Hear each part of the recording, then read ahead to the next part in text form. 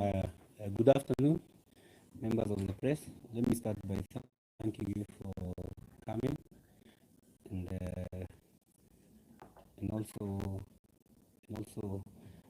give you time to ask questions concerning the Eric Omondi issue and any other issue, music industry and whatever else you would like me to talk about. Okay. First and foremost, I'm sure you saw the whole agenda that Eric Omondi was pushing. I just want to know, do you think the agenda is right the way he's pushing it? I support whatever Eric the idea and the project that he is pushing, Eric Omondi is pushing, and it's a fight that we have been having for the longest time. But I think the route Eric is taking is not the right route to take. And I remember we talked with him, I think 1 week ago, and we had agreed to have a meeting. We organized to have a stakeholders meeting so that we can come up with a proposal of what artists want and what we can do and what I can do as a member of parliament to push for the airplay and other problems they are facing. And let me say that the issue of content, the content being played on our radio stations, the law is there, and the law is very clear concerning the amount of airplay that is supposed to be played by our broadcasters. And the communication authority, it's an authority that is mandated by parliament to control the amount of, to make sure that the amount of airplay that have been agreed upon by the stakeholders is aired on our radio and by our broadcasters. And I remember, as a member of parliament, when I was elected, I organized a meeting with artists, among them Makinight, Nameless, and we had a meeting with the communication authority. And the information we got, because I wanted to push a bill in parliament, because I've been in the music industry for more than 15 years, and I know all the problems that the artists go through. The issue of airplay, concerts, the amount of money they get paid. And when we went for that meeting, we were told that the stakeholders, the CA organizes a meeting of stakeholders that happens after every 2 years. And the problem is, as you saw yesterday, what happened to Eric Omondi. He had organized a demonstration and he had invited artists to come join him for the demonstration. And from what I saw yesterday, none of the Kenyan artists I know that came out for that demonstration. That's the problem we have been having, whereby you start a course to fight for our musicians, but when you invite them, I remember that the last time I invited them for a meeting, niliwaambia tupatane Westlands saa 3, and some of them walikuwa wanafika saa 9. I had to wait for them for more than 7 hours. Mwana kwambia nilala studio usiku, nilifanya hivi, and we went for that meeting. We were told that as leaders, as some of the leading artists we have in the country, we go for that meeting, because in that meeting the stakeholders need musicians, broadcasters na producers. They're supposed to come for that meeting, wakae chini, wa agree on the amount of content yenye inafaa kuchezwa kwa radio. So even bringing the bill to parliament, that's the wrong route. That's why nimesema Eric anatumia, kwa sababu what we're supposed to do is go for that stakeholders meeting to agree na wasanii, are they able to produce content ya kama yenye Eric anasema ya 75%, because the last meeting we had, CA walituambia artists wa Kenya, most of them, but I didn't agree with them, you can't get the 60% they keep asking for, kwa sababu unapata ile shida tuko nayo as an artist, and I know I've been in the industry for 15 years. Tumekosa opinion leaders kwa music industry. I remember during our time, there were people like DJ Pinye, we had people like Clemo, we had people like Musioka, and every time I would produce a song, I would go to them and niwaulize, how is this song? Which direction should I take? Lakini siku hizi unapata wasanii, mtu anaamuka anaimba juu ya bibi yake walikosana jana, and expect that song to be played by Kiss on Kiss radio the next day. Unapata mwingine ameamuka anaimba sijui nini na anataka hiyo song ichezwe. So we need to mentor hao wasanii wanakuja sahi, kwa sababu most artists don't take music as a serious business, kwa sababu ni competition. If Diamond have taken level ya music to level 10, there is no way a broadcaster will play a song that equal level 4. So that's another thing that I think is causing a lot a lot of pain kwa wasanii, kwa sababu unapata mtu hawana mtu anawapatia direction. If I released Kigeugeu 10 years ago and it was a monster hit, there is no way you're going to release a song that is worse than Kigeugeu and you expect the media stations to play. So I think ile problem tuko now, and I think we'll organize a stakeholders meeting. We have talked with Akina Frasha, we have talked with Akina Nameless, we have talked with Akina Nyashinsky. We need to hold a stakeholders meeting where we will agree. Are we able to produce content inafika 75%? Kwa sababu for now, me as a member of parliament, artists bring music to me every day. Na ninasikia hii song hata mimi mwenyewe siwezi push. And when you talk to them, you try advise them, wanakuambia hii song ni noma sana, hata ni noma kuliko ile yako. Unanipata? Kwa sababu most of them don't take music serious. Mtu anadhania tu akiingia kwa studio, rap, atoe reggae, afanye nini, that's a hit song. And I don't think and I think that's what is causing all this problem we are seeing, we are having now. Mheshimiwa, first I will congratulate you for the good work you're doing. And I would like to ask this issue of promoters. For example, vile wanaweka tuseme Omari amekuja, wanaweka picha kubwa, alafu ya Nyashinsky wanaiweka huko kidogo. What do you say about that? You know, mimi naonanga vitu zingine na cheka. Before I got into the right direction, nilikuwa nachukia wasanii sana. I would think I even hated people like Mong'ina again sana, kwa sababu most times they would play Nameless mara 5. You remember that time Quizz used to repeat songs 5 times, and I would keep asking myself, nikiwa kwa kasingo room kangu huko Umoja, huyu Nameless kwani anakuanga nani? Why is this song Juju inachezwa mara 10? It's because it's a good song. So I was thinking all the time, hawa watu wanalipangwa kufanya shows. And I remember those days we used to do shows at 3,000. I used to do shows at 3,000 naenda Kisii, and then someone will tell me, Nameless amelipo 120 ko perform Carnival. The same thing you're asking. So after talking to people like Akina Pinye, people who used to advise me, because me I like listening na kuwa advise, hata Akina Big Ten, those are guys that work on experience mingi sana kwa industry. I released Kigeugeu. Kigeugeu became a monster hit. And I remember, hata kama kuna msanii na sio Maringo amefanya shows za nje, ni mimi. Ukienda uulize Burundi, me I used to do stadium shows. Na si ati naringa ama nini. And the amount of money I used to get that time, I remember we used to get paid kama 1 million. 1 million that time. Sahi ni kama 3 million. And I would work with corporate companies kama inaitwa Primus. They would come for me here, wanikujie. They would treat me the same way Omari na treatiwa hapa. Reason ni nini? My song was big. And music is universal. So there is no you come and tell us ati Omari asibebwa na V8 na mimi Jaguar nilikuwa nabebwa Burundi na V8 kwa sababu my song was big. And I remember there was a time I went to Rwanda na artists wakafanya demonstration that I should not perform. They even blocked me from going to any radio station for interviews.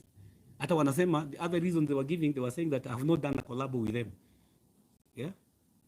Sijajua wasanii wa huko, I don't respect them because I didn't know them. Hata mimi kwangu nilikuja kama surprise. And I remember the first time I went to Uganda, I didn't know I was that big. So when I went to Uganda, nikapata gari 3. I even asked the promoter, mnakuja na gari 3 because back home I didn't have a car. Nilikuwa na Kasubaru kadogo. I was even asking the promoter, mmenilipa pesa, kwa nini hamkutoa hizi za V8? Mnipatie pesa kwa sababu Kikuyu. Nikamwambia mnipe hii pesa nibebe. Kwa sababu music ni universal. There is no you can utaniambia ati Kigeugeu ni kubwa TZ. Mimi niende huko, mimi mwenyewe Diamond ashainikategorizia kwa show. Wanaume TMK wamenikategorizia. And all the time I would go to their country, mimi picha yangu lazima ikuwe kubwa kwa sababu at that time watu walikuwa wanataka kusikia Kigeugeu. So the argument that Nyasha perform after nani? Nyasha, I'm not saying that Nyasha is your artist so, and I respect him. But my friend, kuna time. Kama sasa mimi hata nikienda show saa hii, I go for a show today. Mimi siwezi itikia kuperform mbele ya nani nyuma ya Otile Brown. Mimi si mjinga. I know watu wanataka kusikiza hiyo song ya Otile Brown. I heard Eric saying yesterday that Omale is an upcoming artist in Nigeria. Nikajiuliza ati Omale ni upcoming artist, Wizkid ni mkubwa. Music inaendanga hivi. There was a time mimi nilikuwa A-list hapa Kenya. Then after some time I realized, that's when I joined politics. Hawa Sauti Sol wamenishinda. Kwa nini mimi nilikubali Sauti Sol wamenishinda? And I even stopped singing kwa sababu niliona competition yenye iko na Sauti Sol, mimi siwezi compete now. And there was a time mimi nilikuwa na advise Sauti Sol. Nawaambia mtu anafanya. I remember there was a time we went for Safaricom live in Nakuru. Wana perform watu wamewaangalia hivi. That time was very big. But after some time I realized, nimetoa 1 centimeter, Sauti Sol wametoa sura yako. Najaribu kushindana nao. I even went ahead ya kufanya a remix with Yanya nione kama nitawashinda, kwa sababu mimi nilikuwa kwa music industry kutengeneza pesa. That's why I did the remix. Now wakakuwa smart wakafanya bado na wewe Yanya. Wakanimaliza hivyo. After that mimi huku niona kwa music industry, kwa sababu even today mimi siwezi compete na Otile Brown. The way he sings mimi hata siwezi, by the way, kwa sababu time yangu ni hiyo time ilisha. Kwa hivyo lazima tukubali. Ukisema ati let me give you a very good example. Vernacular radio stations today, they play, let's talk of Kameme Radio. I would meet a kid na Demetrio, and every time Demetrio mimi nilikuwa namsikiza na mdogo sana, he would get angry and ask the promoter, kwa nini mnaweka Jaguar ya mwisho? But sometimes kwa sababu ya respect nasema wacha ni perform after Demetrio, kwa sababu namheshimu kama babangu, wacha amalize, and I would perform na watu wanatoka na mimi. Sasa what's the reason ni kuweke wa mwisho na watu wamekuja kuniona kama Jaguar, kwa sababu ni song yangu ina hit saa hii. So hiyo maneno ya huyu perform wa mwisho Eric Omondi. During my time mimi sikujali na weko, and even so Calligraph say the same. What matters kabisa, and that's what I want artists wa Kenya wa learn. Music ni business. It doesn't matter kama una perform saa 10. It doesn't matter kama una perform saa 10. What matters is what you take home. Kwa sababu negotiations ni wewe. I know there was a time unapata msanii ametoa song leo. Song is a hit song, they don't even know. And I'll give you a very good example of Ziki. I did a collab with them. And I remember after that collab, I shot for them the video.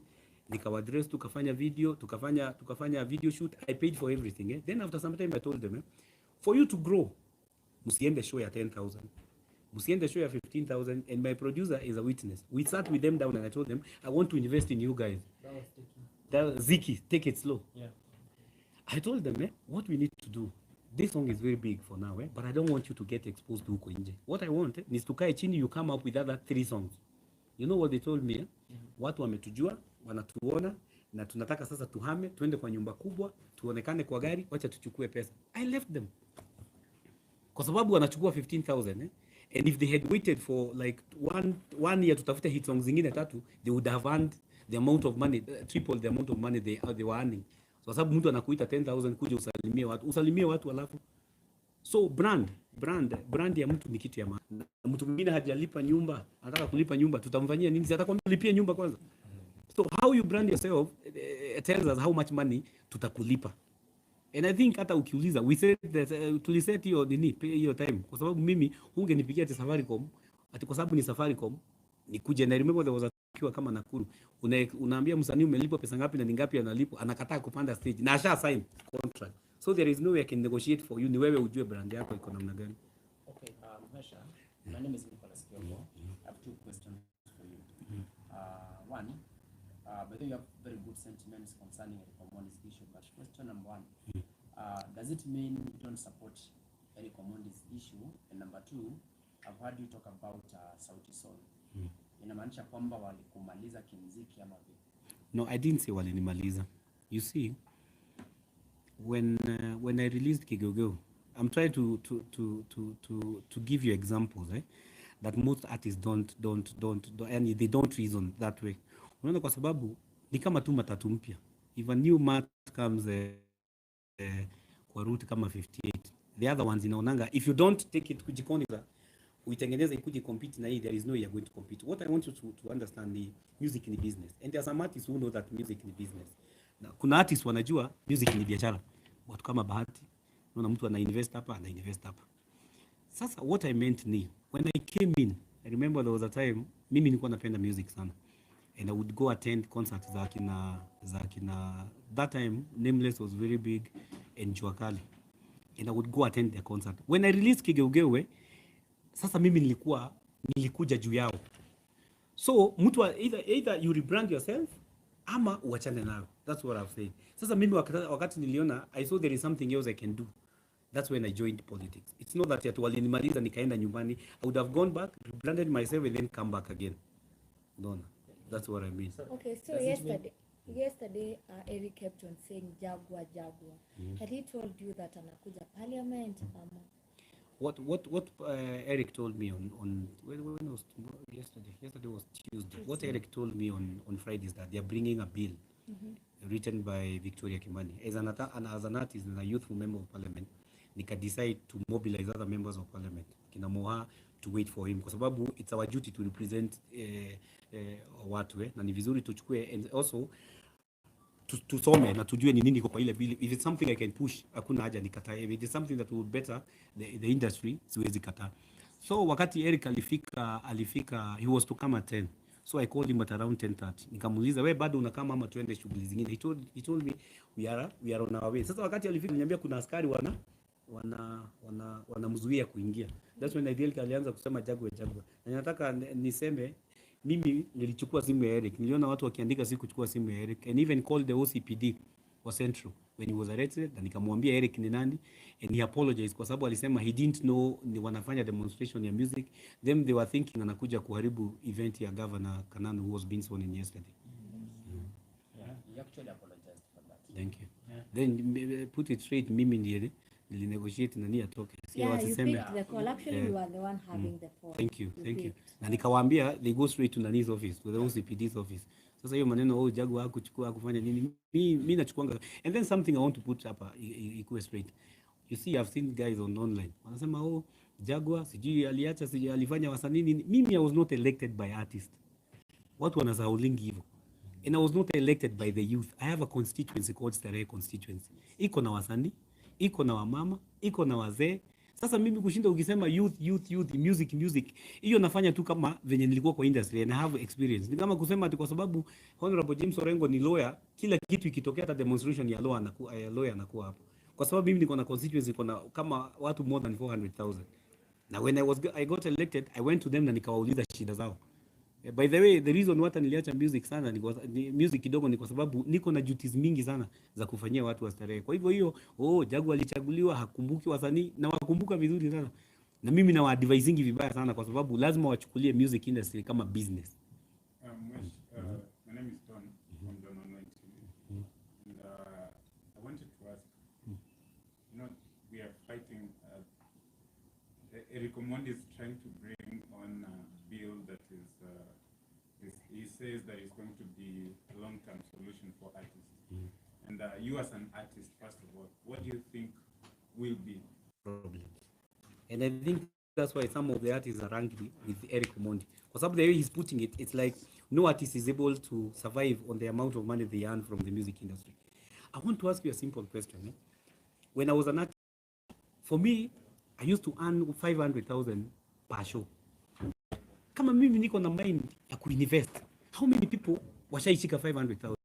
So if you get the 500 shillings, uone ununue Range Rover, uhamie Kilimani, ukuange unakunya kila siku, sisi hatuwezi kuja kukusaidia. So there is no way utakuwa mnalia kila siku parliament. Sasa tukianza mashida, hakuna biashara haina shida, hata hii yenu. Tukisema wale wako na shida wainue mkono, mtainua nyinyi wote, ama ni uongo? Sasa let me advise artists, niwaambie saa hii, hakuna industry iko na pesa kuliko hii ya music industry. Hakuna.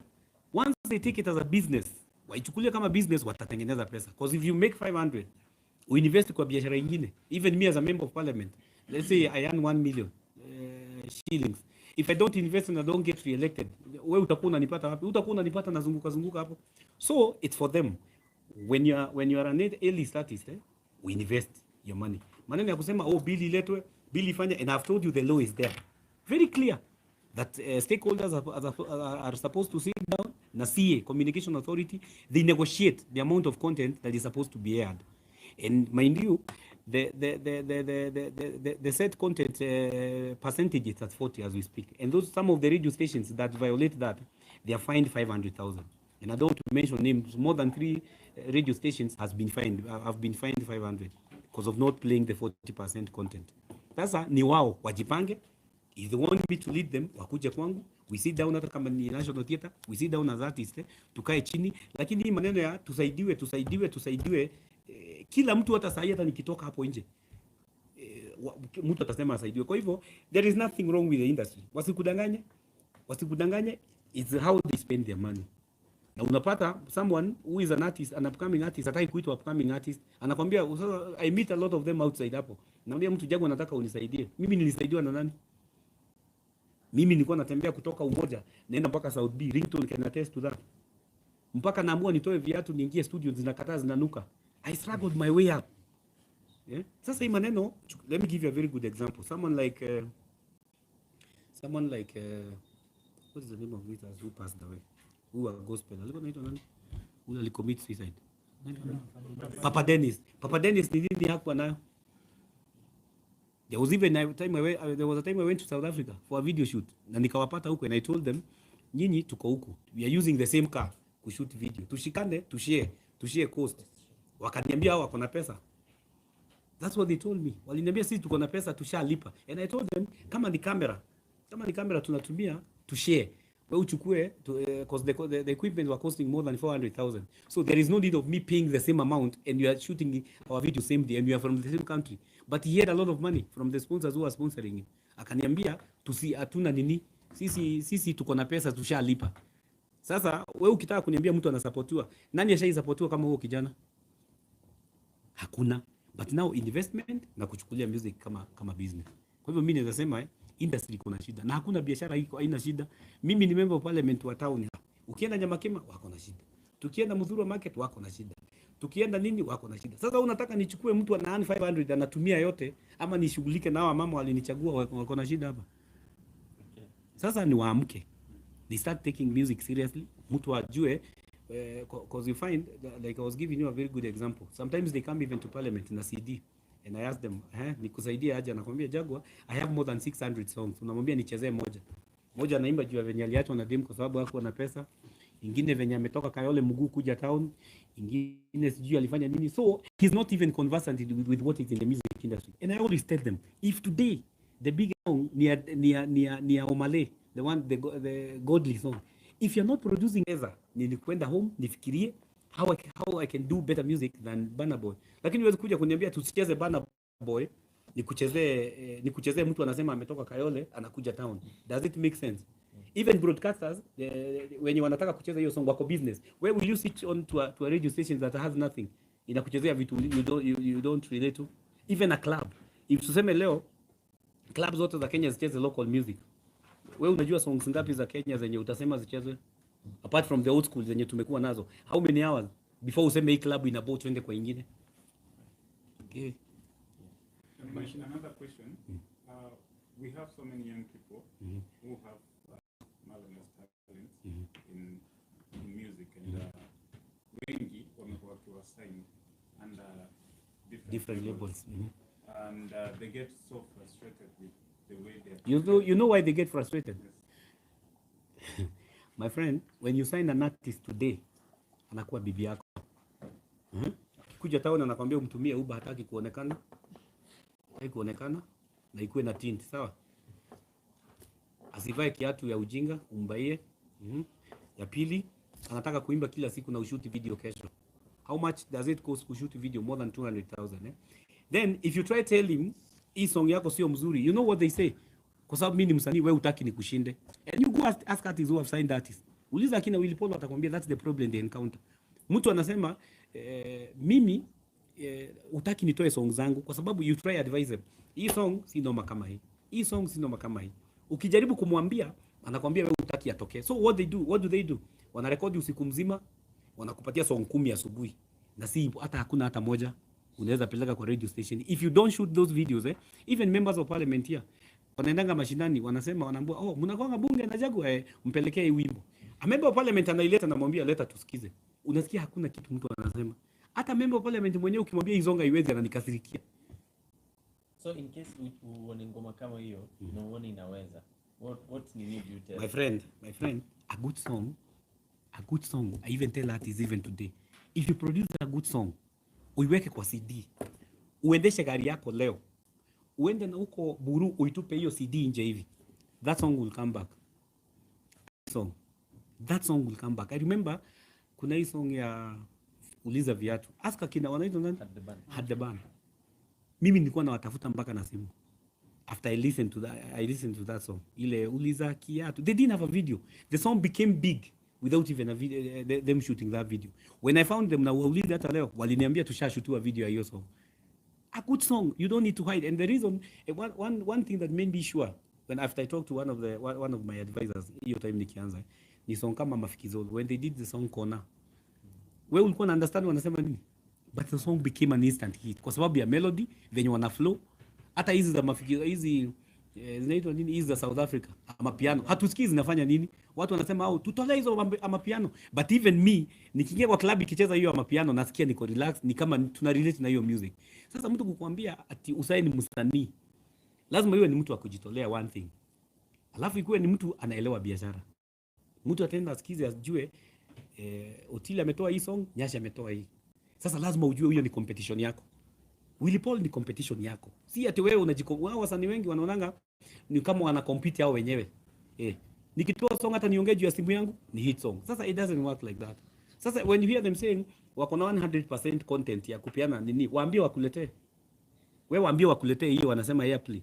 You see, there's a very big artist I know, a pioneer of the music industry. He used to be very big. And I was even offering money mimi nikianza mtu anipeleke ani introduce kwake. So when I came in, kama nimetoa kipepeo, nimetoa kioo, nimetoa kigeugeu, aliendaga kwa media station. Alikuwa anafanyanga dancehall. Sitaki kumtaja jina. Aliendaga kwa radio station. Akataka kuwapiga. Akauliza kwa nini hamchezi song zangu? Akijaribu kuexplainiwa song yako imepitwa na time ya hii ya Jaguar, watu wataki hiyo jump hivyo, nasema Jamaica sijui nini. Watu wame overgrow, anakasirika. Anataka kupiga mpaka broadcaster. Even today ako na grudge na yeye. Anasemanga mahali atampata atampiga ngumi, ni alimuua. That's what they say. Lakini music inaenda na time. Mimi nilikuwa nikatoka. Zangu watu walisikiza wakaanza kusema zinafanana, na ni ukweli. Ukisikiza wasanii wanatoanga song unasikia huyu ni nani? Kwa sababu hawa change. But looking also at the entertainment industry, I'll give you an example with Nigeria. In Nigeria, we have my friend, Nigeria, they have more problems than we have here. I've been to Nigeria come a million times. So when they were giving examples at the end of Nigeria, they have more problems than us. No, it's an example I want you to relate with because the issue the generational music.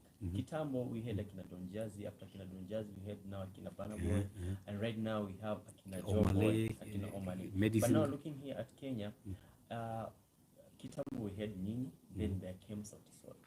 And then it seems like after Sauti Sol kuja Akina Bahati kidogo na Willy Paul, then we haven't been seeing as many artists wakikuja the way there was a speed in ilikuwa inakuja, you know, every year we can get like 5 good talents. We can't see that nowadays. You see, there was a time, and I will talk of one guy that I knew used to shape this industry. Yeah. There was a time we had the beat ile ya Pinye. Yeah. One thing I know about Pinye, he knows good music, and he made a lot of enemies. And I remember, even me myself, before I knew, and I came to realize what the industry needs.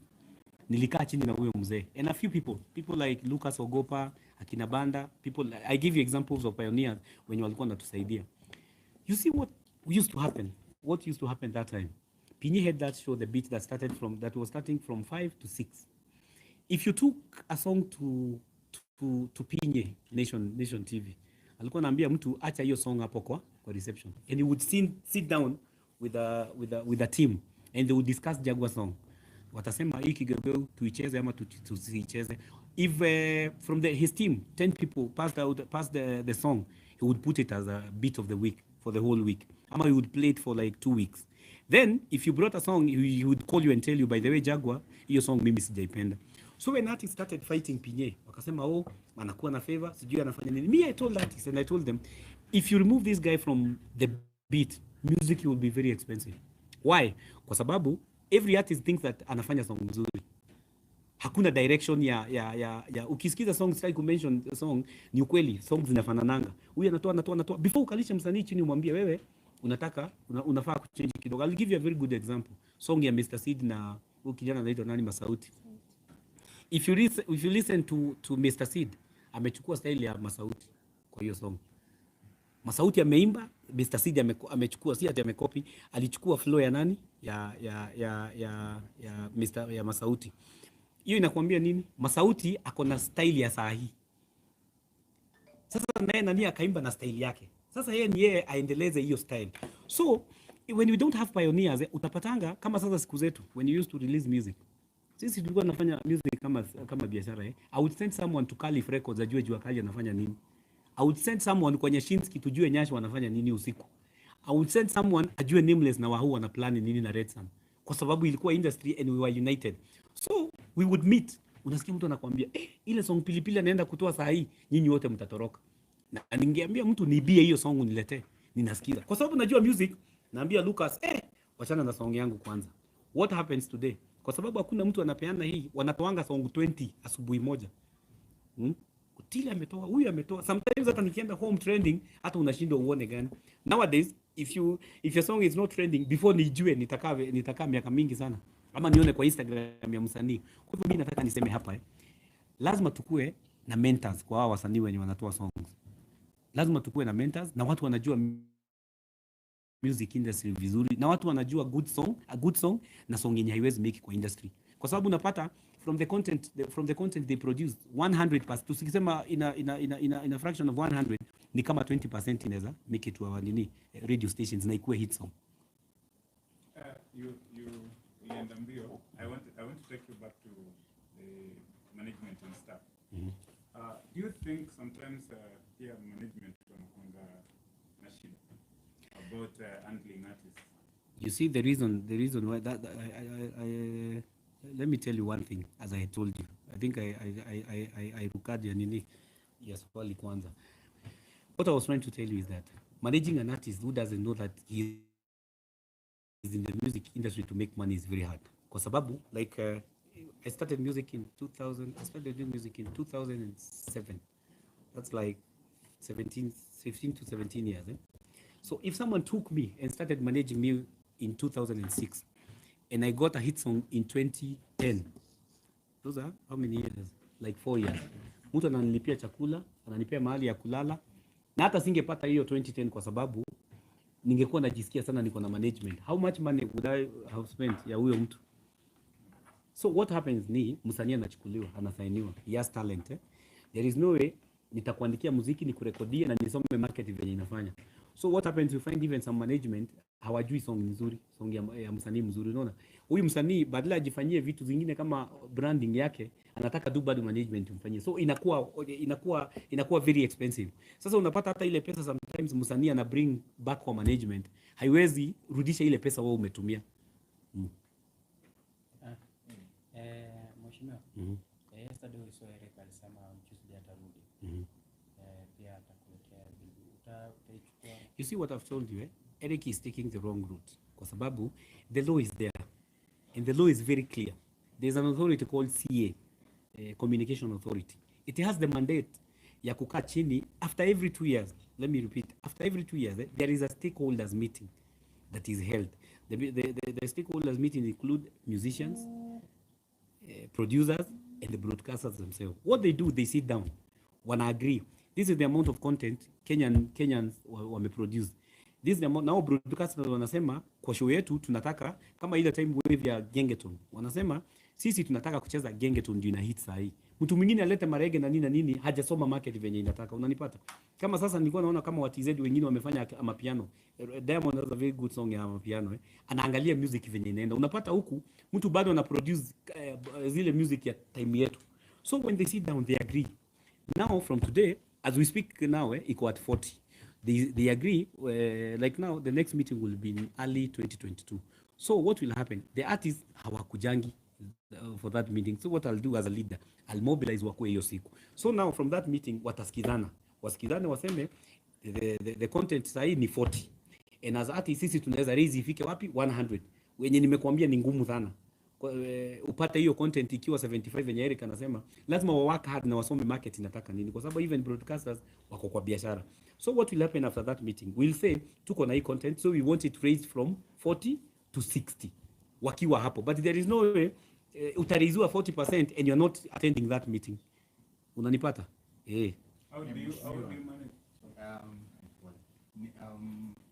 for a while now, I've been hearing that Kenya doesn't have its original sound. The reason why Tanzania is doing well is because bongo is the original sound. Same thing as Nigeria. So why is it that Kenyan producers are failing Kenyan musicians to come up with their sounds so that we can also sell our music internationally? You see, as I told you earlier, we can't blame the producers. You see, maybe if you go back to my music history, mimi hata sikuwa naimba, mimi nimerap, nimefanya nyumba kidogo. What I've been telling you from the time we started this press conference, music in the business. And let me ask you a very simple question. If you go to Tanzania today, ukiona, and I've given you this example a million times. If Diamond, now let me give you a very good example. A song like Number One ya Rayvanny. Is it a good song? Yeah. It's a monster. Wewe kuna mtu alikuforce kupenda hiyo song? Where did Rayvanny get that song from? Mnaitanga hiyo wimbo Despacito, inaitanga nini? Sasa alisikiza Despacito, inaitanga Despacito. Akakopi kutoka wapi? Despacito. Kwa sababu Despacito is a very big song. Inaitwa Despacito something Kwa sababu yeye ni businessman. Anajiuliza song imehit kwa nini? Why this song? Hata mimi nikienda Dubai, hii akachukua. Na yeye Otile akachukua na akafanya the same beat. So when the DJ plays number one, song next atacheza gani? Tena atacheza gani? Despacito. So if the DJ is doing a tempo of 11, wewe uimbe blues, itachezwa wapi? And then something I want to tell you guys. You see, someone like Eric Wainaina, and I respect him. Alimba the song ya Inchi ya Kitu Kidogo. It's a good song ama it's not a good song? Sasa, how do you come as an artist 2022, you do a bad song than that hiyo ya Eric Wainaina? Wewe unataka tusahau ya Eric Wainaina na wewe bado unatupatia kitu hata tujui unasema nini? Kwa sababu ukiulizwa unasemanga I have a Kenyan song. Okay, anawekelea. Kama haijapita Eric Wainaina, utaambia wa Kenya nini? Tuachane na ile Eric tusikize hii. Unanipata venye nasema? Kwa hivyo what we need to do ni artist wajue music ni biashara. Even if you keep complaining, wa Nigeria wanafanya. I remember on Wednesday, Saturday, and I'm sorry to say this, I attended the concert. And then where we were seated, guys were arguing. Wanasema, hey, wacha uone Nyasha akiingia hapa. Wacha uone. Kwanza yeye ndiye anamaliza show. Nikawauliza, anashindana na nani? Wakaniambia, Wakenya wamekuja kuona Nyasha. Na mimi mwenyewe nikangoja nione Nyasha. But let me ask you, the reason why Kenyans walikuwa na compete at the cool na Nyasha is because Nyasha akona monster hit. Kama ile wameimba na Kagia, it's a monster hit. Kama tuendelee, it's a no time hit. Ukiangalia songs zake akona kama songs 5. At the cool akona ngapi? Kama 5. Kama 5, hata kuna zingine nilisikia hapo. So, hakuna venye utaniambia ati kwa sababu Nyasha ni Mkenya na anakuja nyuma ya the cool, it is what it is, tuikosa celebrate. It's a big song. It's a big song. Na uwezi zuia hata ufanya nini? Wanasema conscience hata kuja, shensi hata kuja. Utazuia aje? And I want them to challenge them. Kama wanaona kabisa those artists should not come here. Because me, I'm a beneficiary wa hizo concerts. Mimi nimeenda Rwanda, nimeenda wapi? There was a time even I was called, ilikuwa inaitwa Big Brother. Yeah. I was called, uliona nikiperform Big Brother. Na watu wa South Africa wanaimba kigeugeu. Sasa na wangesema nisiitwe. They requested. Mimi nikatoka hapa nikaenda mpaka South Africa. We were with Nonini that time. And when I got on stage, mimi nilikuwa nauliza watu naimba nini? When I got on stage, walikuwa naimba kicheucheu. Wanasema kicheucheu. They would ask me, what do you mean by kicheucheu? Because of the melody and the beats of that song. Same thing in Rwanda. Nikienda huko, artists wananiambia, you are a problem in this country. Live. Msanii ananiambia hivyo, you are a big problem in this country. Sasa, what they need to do now is to do good music. Hakuna shortcut. Hata tuweke bili 100 hapa. Tuseme hata wasanii. Even if we play 100% content kwa radio. And we play bad music. Itakusaidia na nini? Nobody will listen to even the local stations. Sasa hata wataanza kusikiza BBC. Unanipata? Kwa hivyo, mimi na challenge wasanii. We are going to do whatever we can. We are going to push the bill if Eric brings it on Tuesday. Tutajaribu mahali tunaweza. Me, I always support them. Whenever there is a problem, I'm always there for them. Na hakuna siku nimekataa kuchukua simu. Even yesterday nilichukua simu ya Eric na nikaongea na OCPD, nikamuexplainia Eric ni nani na nika make sure Eric ametoka. Na hata after ametoka akasema asante. And he told me he was coming to you guys mfanye interview hapo theater.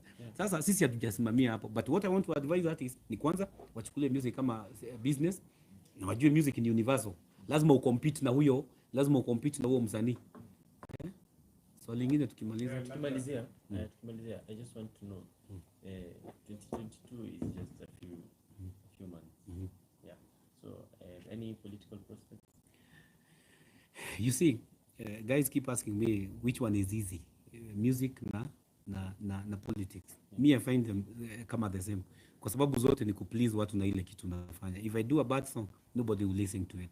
So my re-election come 2022, I'm still vying for the Starehe seat. I'm still going for the Starehe seat. And the reason why I'll get elected is because of the things I'm doing for my people, those who elected me. There were problems that they gave me that nitaenda kufanya. There were suluhisho zenye nimepata, masuluhisho kuna zile sijapata. So for them, it's for them now. Siwezi jipiga kifua niseme utanipata hapa 2022. Ile kitu naweza sema as Jaguar, nimejaribu kufanya kazi venye inafaa. So at least najua from venye nimekuwa nikifanya, hata next year tutapatana na nyinyi hapa. Na nikikosa nitarudi kwa muziki kwa sababu sauti bado iko. Labda swali la mwisho from my side. How do you rate the Kenyan marketing for the music industry? Like the marketing from both management. You see, there's something you still ask me the same question. You see, me nime travel. Music industry, most artists, at actors. You find when someone is doing very well, if you call a meeting today, my friend, you won't get the A-list artist. Let me assure you that. Call them one day, waambie tupatane pale Home National Theatre. Utapata wasanii wale walikuwa naimba 50 years ago. Ule mtu alikula mali yake ama aliinvest, alifanya nini, anakuja kukuambia venye hakupewa pesa ya skiza. That's what happens. When you need the A-list artists ili wa mobilize wengine wadogo wakam wa feel ni industry moja, you won't find them because they're making money. That's why I'm saying if you're making money, invest.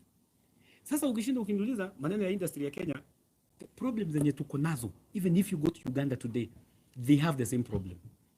You go to the US today. I remember there was a time I was in the US and I met an artist nikamuuliza, as back home tunawado sana kwa sababu music yenu ni international. You know what he told me? Aliniambia wazungu wa UK wana invade nini yao, wame invade industry yao, and it's true. Akina Sam Smith kuna time wali take over. Huyu mama anaitwa Adele. Kuna time wali take over. You find them now, they were complaining watu wa UK wanakuja kuperform kwao.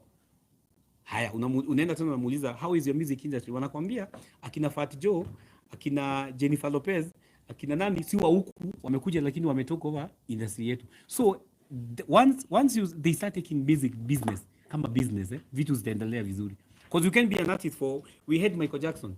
He was there for some time. After kurealize ameisha na kuna competition nyingine, he got into depression. Ama ni uongo? Kwa sababu he was very big. After some time hata mimi naweza kuambia there was a time nalalanga hivi usiku nakumbuka stadium iko na watu kama 130,000. Unaamuka usiku. Unaona? If I didn't invest, sasa ningekuwa na depression. Unanipata pale na kitabu ni mimi nataka pesa yangu ya skiza. But I knew. Mimi kwanza sijai kunywa pombe, sijai vuta sigara, sijai fanya nini. Na hiyo maneno ya entourage, hiyo ati tunaingia watu 50 mimi sijai kuwa nayo. Nilikuwa nachukua bag yangu, unanipea 500 na kuja. Nachukua pesa yangu na kuja na invest. Sasa ukitaka kukaa 5 star na uenda ulize promoter yote, even when I was big, kama mimi nishaisema nataka presidential. Sasa nilale kwa presidential tena nikalale Kibera kwangu. Wewe unipatie hiyo pesa mimi nitaenda kulala kwangu. Hiyo maneno ya presidential, sijui nini, security, that's even now mimi sitembeangi na security. Kwa sababu ni kwa muda. If you don't invest in any business, I've even given you a very good example yangu mimi as a member of parliament. If I don't invest, sahi, si tunaenda 2022 nikienda nyumbani nitakuja kwenu. Kwa hivyo ni kila mahali, hata wewe sahi mahali huko where you are doing your online thing. Ukipata pesa yako unaenda unakunywa. Si nyinyi mko na watu wamekuwa kwa industry hivyo. Sasa watu wanarudingi kwa serikali, tusaidie. Unaona wewe nilikuwa nakimbia, nikaleta gold, nikafanya nini? Na wakati ulikuwa unaleta hiyo gold ulipewa pesa, ukakunya yote, tukusaidie namna gani? Okay, so the last question, would you advise Eric to come back on Tuesday ama ngoje the next meeting imesema itakuwa 2022? I don't have a problem with Eric bringing the bill to parliament on Tuesday. Kwa sababu ni vizuri. You see, one thing I've learned as a leader, hakuna kitu poa kama kusikiza na kusoma. Kwa sababu even when I was elected, I didn't know a lot about politics. Unajua watu wote wanajuanga once you enter politics una change kama wao. But people are different. Kuna watu wanaingia kwa politics wa change vitu na wasikiza watu. I know even when he brings that bill on Tuesday, I'll learn something I don't know. So he is welcome. Alete bill, we'll organize sasa asishikwe tena. Lakini hata yeye ni kama alikuwa amechomwa na jua sana, unaona venye ni kama iliruka, badala apige tu simu na explain kwa OCS. So we will be waiting for him alete hiyo bill. Hata sisi I know from that bill we learn one or two things about whatever Eric wants, and then we can even incorporate it. We try and see if we can petition CA tukue na hiyo meeting before, then we mobilize all the artists wakuwa hapo, because most of them I believe hawajuangi vitu kama hizo ziko, because that's a very good channel ya ku pass grievances zao. Thank you so much. Kuna ingine? Sawa. Nani mdosi?